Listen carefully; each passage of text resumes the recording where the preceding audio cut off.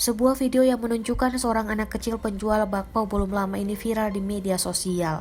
Bocah laki-laki kecil itu menjadi pusat perhatian warganet lantaran perkataannya yang cukup menyentuh hingga membuat hati terenyuh mendengarnya.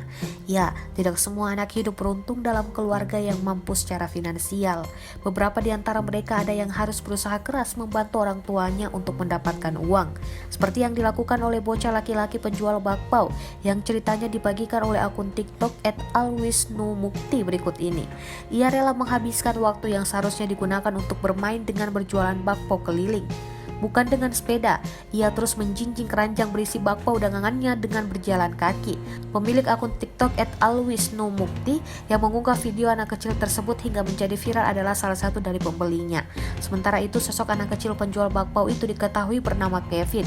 Wisnu bertemu dengan Kevin di seputaran Ketapang, Kalimantan Barat. Saat membeli, antara Wisnu dan Kevin rupanya sempat melakukan percakapan. Wisnu, pemilik akun TikTok, lantas menanyakan kepada Kevin mengapa dia tidak menggunakan waktunya untuk bermain bersama teman.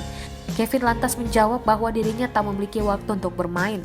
Lebih lanjut, Wisnu mencoba menanyakan alasan mengapa Kevin tidak punya waktu dengan kegiatan yang wajar dilakukan oleh anak seusianya. Kevin kemudian memberi jawaban yang menurut Wisnu sempat membuatnya terdiam. Kevin mengatakan bahwa alasan dia tak punya waktu bermain karena dia memilih untuk membantu orang tuanya berjualan. Itu dia lakukan agar dia dan keluarganya bisa makan.